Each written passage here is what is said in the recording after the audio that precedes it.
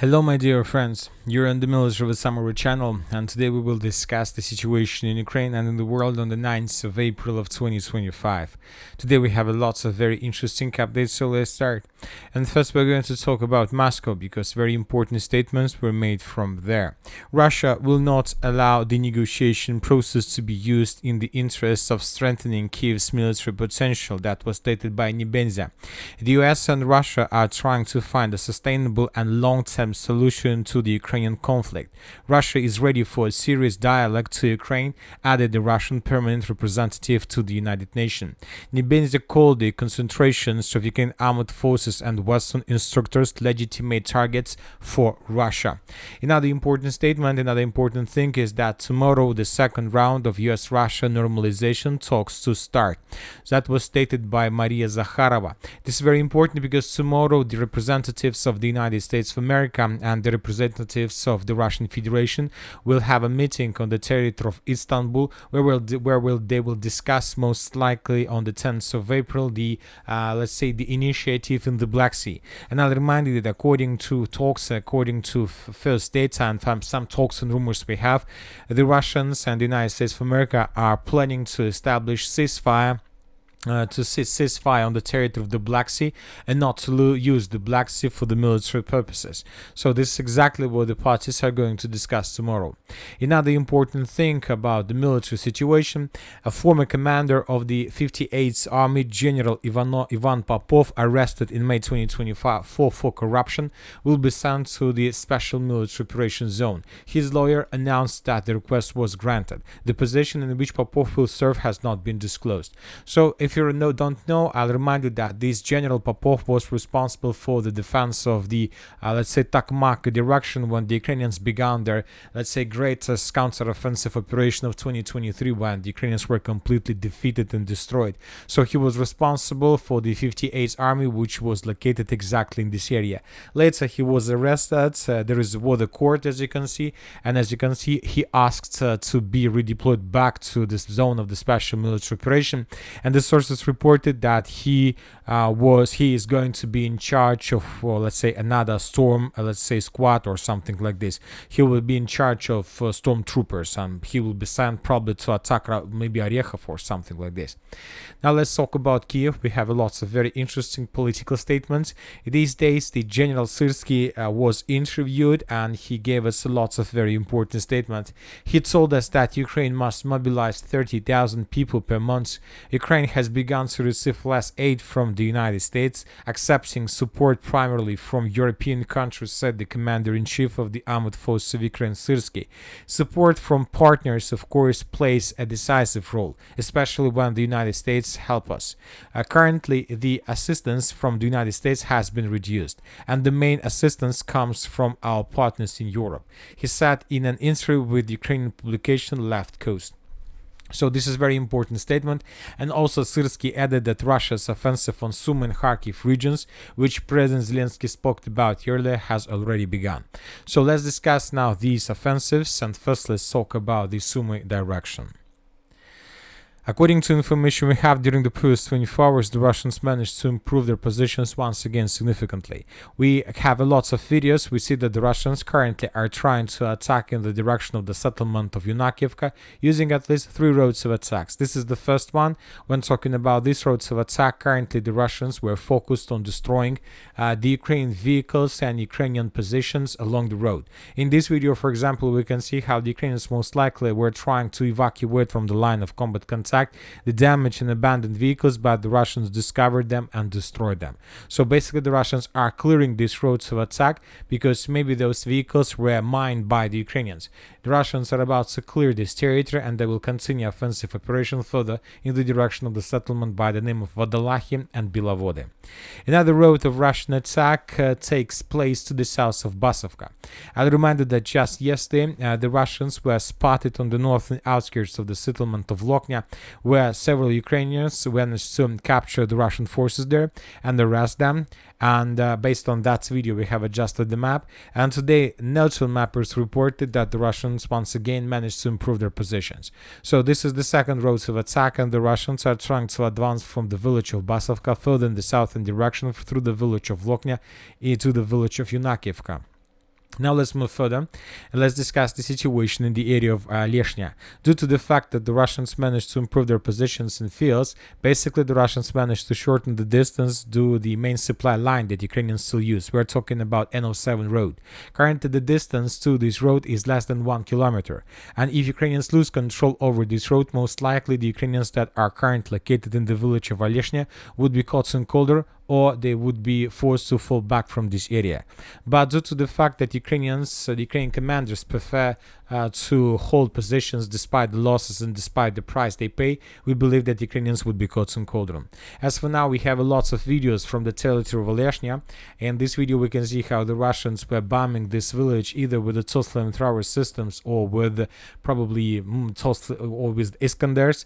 And here we can see lots of explosions. And according to this video, the Russians bombed and attacked the concentration of forces of the 80th Brigade and 82nd Brigade of the Armored Forces of Ukraine. As you can see, lots of explosions, and it looks like it was TOS flamethrower system or it was Iskander, multiple Iskander strike. Anyway, the Ukrainians suffered huge losses, and we believe that this upcoming night the Ukrainians will prefer to surrender or to fall back from this area towards the next forest to the southern direction. So most likely tomorrow the village of Leshnya would be colored in the Russian favor. And this is basically the third road of Russian attack that goes from the city of Suja towards the village of Yunakivka from the east. So based on all these updates, we see that currently the main task and the Russians are tasked to establish complete control over this settlement. After this, the Russians will start thinking whether to move further in the southern directions towards the city of Sumy or to improve their positions just along the border and to limit themselves with just these maneuvers.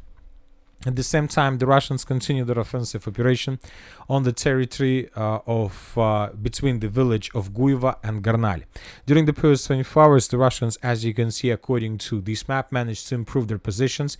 This information was provided us by neutral mappers. As for now, we still haven't received anything that can confirm that the Russians either approached the village of Garnal itself or began clashes on the territory of this settlement, despite the fact that yesterday, several pro-Russian resources, including the group of forces north, stated that the clashes currently are taking place exactly on the territory of this village. And this is, as you can see, another road of Russian attack. And as for this direction, as for now, we don't know for sure what exactly the Russians are planning to do, either just to take under control the village of Garnal, or from these positions the Russians are planning to begin offensive in the direction of the settlements like Miropolye and Velika Rybitsa. Everything is possible, obviously. Now let's move further and let's discuss the situation in the Belgorod direction, where the Russians continue their offensive operation. And as for the end of the 9th of April, according to different sources, very reliable ones, the Russians managed to force the Ukrainians to fall back from the settlement of Popovka and the settlement of Demidovka completely. We are not saying that the Russians secured these territories completely, because according to the same sources, the Ukrainians abandoned their positions, but the Russians haven't answered them yet. Maybe there are still lots of things to do before doing this. Anyway, we believe that during the next 48 hours the Russians will secure both villages, and then the Russians will continue moving further. As for this area, this is the vital question for the Russians: to answer the territory of the Sumy and to take several villages on the territory of Ukraine within the next several weeks. As for now, we start receiving more and more videos already from the Ukrainian side of the border.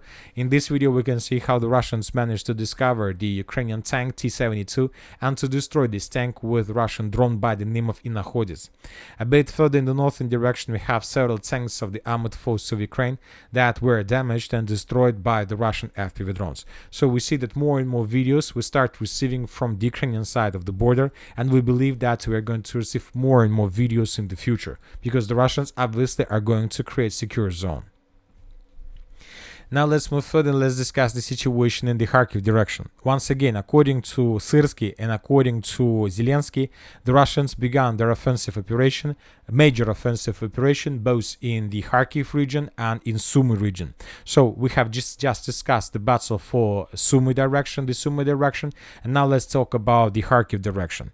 But when talking about Kharkiv, it is very important to understand that Kharkiv is not just the northern part of this region, in the vicinity of Kazachia Loknya, in in the vicinity of the settlement of Liptsy or Volchansk. Kharkiv also means the clashes in the Barova direction, which is the southern Kupiansk direction. We will discuss this in a minute, but as for now, let's finish with the northern Kharkiv direction. As you can see, during the previous night, we got lots of icons and lots of videos from this area. The Russians were bombing and attacking the city of Kharkiv itself. The sources reported that the Russians destroyed several military facilities. Furthermore, we have several videos along the border.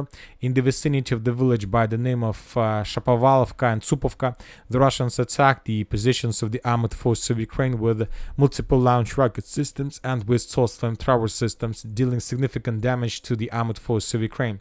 So as for now, it's very difficult to understand whether the Russians are planning to continue their offensive, or it's just like attempt to distract Ukraine attention. As for now, the most important updates from the northern Kharkiv direction are coming from the city of Volchansk. We have lots of videos, and I'll remind you that today several pro-Russian resources reported that the Russians raised their flags in the southern part of the settlement, but as for now, we haven't received anything that can confirm this. The only thing we have is small adjustments of map on the northern part of the city of Volchansk. And here we can see how the units and the soldiers of the 57th Motorized Brigade of the Armored Forces of Ukraine were attacking the H positions of the Armored Forces of the Russian Federation with FPV drones. This episode took place here, and based on this video we have adjusted this part of the city of Volchansk in the Russian favor. So anyway, despite the fact that we haven't received the video with the Russian flag in the southern part, we see that the Russians intensify their activities. We believe that the Russians are planning to take the city of Volchansk under complete control in the very near future, because now they need to start thinking how to move further deep inside the territory of Ukraine along the river of Oskol, along the Seversk Donetsk river, to the area of the Pechenegi water reservoir, with the purpose to meet and to unite with another group of forces that is currently trying to advance from the river of Oskol in the western direction. So we believe that this pocket, this let's say territory, is the task, and the Russians are tasked to take this territory under complete control. As for the northern Kupiansk direction, during the previous 24 hours, we haven't received anything special, just regular activities, and this is probably second or third day in a row when we haven't received anything from the village by the name of Kamyanka. I'll remind you that several days ago, the Russians managed to improve their position significantly in the southern part, but as for now, we stopped receiving anything. Maybe the Russians have already taken this territory under complete control. We're just waiting for the Minister of Defense report. Maybe the Ukrainians managed to introduce additional forces and managed to stabilize the situation. So let's wait for additional updates, and then everything will become clear. Now let's talk about the central Kupiansk direction, where the Russians continue their offensive operation. Currently, the Russians are focused in restoring territories, restoring the control over the territories they lost during the Ukrainian counterattack that was carried out by the 3rd Brigade of the Armored Forces of Ukraine. There are very heavy clashes along the entire line of combat contact between Zagryzovo and Kopanki. The Russians attacked the territory with multiple launch rocket systems, drones, and as for the settlement of Nadia, today the Russians published this video how the 2nd Division of the 20th Army of the Armored Forces of the Russian Federation were attacking in this area, trying to restore control over the settlement of Nadia. And as a result of attack, the Russians reported that they managed to restore control over some forest in this area, but we don't know for sure what kind of forest was taken by the Russians that is located to the southwest of the settlement of Nadia. Anyway, the most important is that the Russians are continuing intensifying their attacks, and we understand that the main task of the Russians is not the village of Nadia. They need to get as close as possible to the Chernyshina and to this road between the village of Barova and the Russian area of Russian offensive operation in the southern Lyman direction. So the Russians need to the Russians need to break through this the Ukraine defense belt and to take this territory under control as soon as possible, to get as close as possible to the supply lines. This will, let's say, reduce Ukrainian capabilities to support and supply their forces in this part of the Kupiansk direction. But as for now, the Russians are very slow. The Ukrainians managed to repel every attack during the previous days. As for now, we're seeing that the things are not developing as most likely the Russians wanted. As for the Lyman direction, the situation here is completely different from the situation in the central Kupiansk direction. The Russians managed to improve their positions. Another day, another tens of flags that confirm Russian progress on the ground. This is the situation, for example, by the end of the 8th of April. This is the situation by the end of the 9th of April.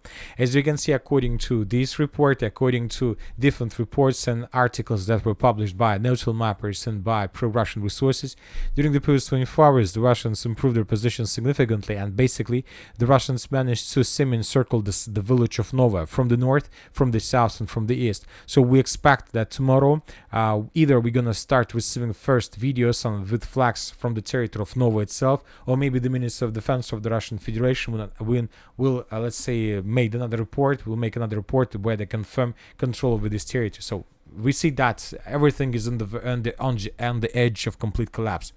Furthermore, we see that the Russians are moving in the southern part of Nova. Today, the Russians launched at least 3 attacks that allow them to improve their positions and to get as close as possible to the next defense belt of the armored force of Ukraine. So this information was confirmed by several mappers, as you can see, and the most important that we have even geolocation from this site. In this video, we could see how the Ukrainians were attacking the Russians exactly in this point. Based on this video, we have adjusted the map, at least in this part of the let's say Ritka Dub direction. So we see that the Russians are moving in the southwestern direction currently, and this is obviously the maneuver to begin offensive in the direction of Lyman. As for the Lyman itself, the Russians also are getting closer and closer to the city from the east. Today, several pro-Russian resources confirmed additional progress on the ground. Currently, according to pro-Russian resources, the armored forces of the Russian Federation control, let's say, around 80% of the settlement, and they're getting closer and closer to the southern outskirts. So this battle is about to be finished, and most likely then the Russians will begin advancing in the direction of Zarychna, trying to take this village under complete control as well. Furthermore, we believe that the Russians are planning to intensify their activities in the direction of Yampol. So here, during the next 2 weeks, we are waiting for lots of updates, and the battle for the strategical city Lyman is about to be started. So very interesting operation, and it is very interesting to watch how exactly the things are going to develop here. Another important direction is the Seversk direction, where the Russians managed to break through the Ukraine defense belt and to get as close as possible to the village of Grigorovka. Let's discuss this in details. For example, this is the situation by the end of the 7th of April of 2024, so this is exactly before the beginning of the Russian greatest offensive operation. The Russians were bombing and attacking the positions of the armored forces of Ukraine, the mortar positions, and then the Russians launched an offensive. And as a result of first attack, the Russians managed to break through and so flank the village of Verkhnykamensk from the north, and to shorten the distance and to dig in deeper between Ukrainian settlements in the northern, northeast, western, and the western directions. And today we got report that the Russians carry out another offensive operation, and they managed to break through the Ukrainian defense, as you can see, and to get as close as possible to the village of Grigorovka. So now we see no barriers in front of the Russians to take the village of Grigorovka under complete control. So we expect that during the next 5 days, these territories could be colored in the Russian favor completely. And then this means that this is going to be the beginning of the battle for the settlement of Serebrenka, which is already the northeastern outskirts of the settlement of Seversk. With the fall of Serebrenka, the Russians will face no barrier to attack Seversk and to finish the battle for the Serebrenka forest. So we see that things are intensifying in this area. We are continuing receiving more and more updates from this direction, and most likely this territory is going to be very, very, very interesting and full with different updates during the next 2-3 weeks. Now let's move further and let's discuss the situation in the vicinity of the city of Terezk. We have some geolocations that clarifies the line of combat contact. First, let's talk about the fields, about the area between the city of Terezk, the city of Kostiantynivka, and Seversk Donetsk-Donbass Canal. Today, pro-Ukrainian sources, Deep State made very interesting adjustments on their maps.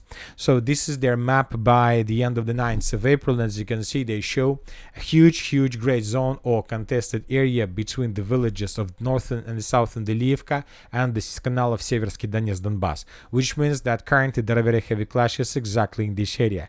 As for now, nobody knows for sure how the things are going on, whether the Russians are, let's say, gaining momentum, whether the Russian offensive is gaining momentum, or whether the Ukrainians are repelling every single Russian attack. We don't know for sure.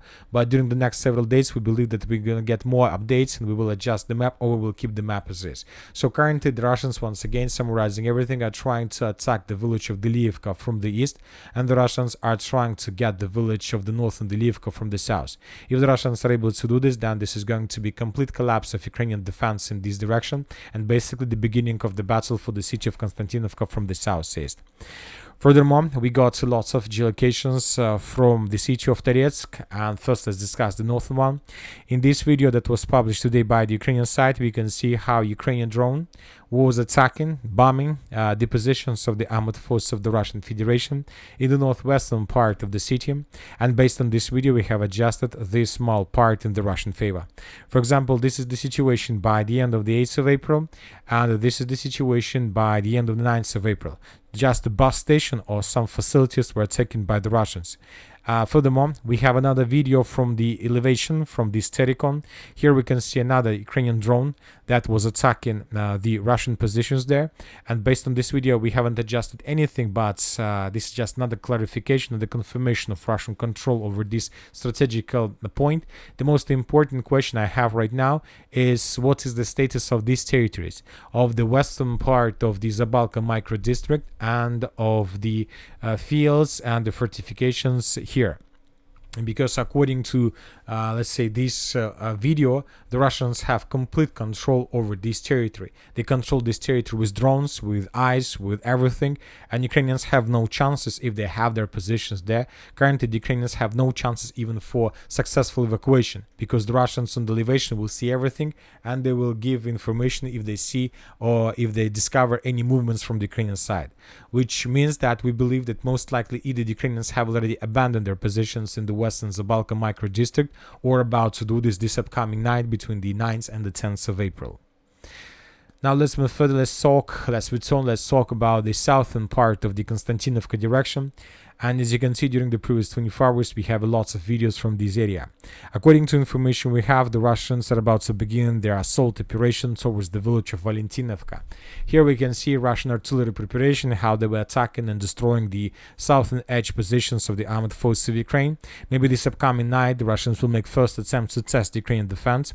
The most interesting video is coming to the south from the village of Kalinovo. Not the video, but update. Today, pro-Ukrainian sources, Deep State, reported that the Russians answered the village of Kalinovo from the south. So based on their report, we have colored this territory as a contested area. For example, this is the situation by the end of the 8th of April, and this is the situation by the end of the 9th of April. So the Russians managed to break through the Ukraine defense belt, and as you can see, the Russians answered this company stronghold to the south of the settlement.